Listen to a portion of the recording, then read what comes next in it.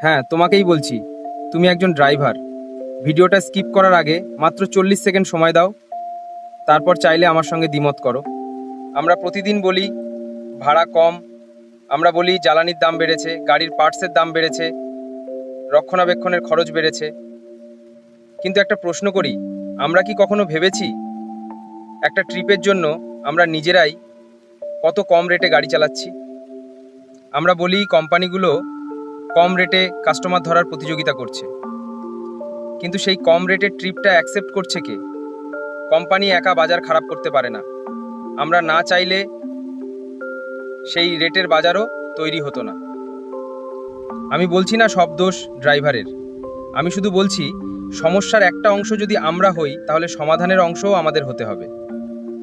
আমি কোনো নেতা নই, কাউকে জ্ঞান দিতেও আসিনি। আমি শুধু একজন ড্রাইভার হয়ে আরেকজন ড্রাইভারকে প্রশ্ন করছি। আজ কোম্পানিকে নয়, একবার নিজেকেও প্রশ্ন করুন। আমার কথার সঙ্গে একমত হলে কমেন্টে লিখুন ট্রু, একমত না হলে লিখুন ডিসঅ্যাগ্রি।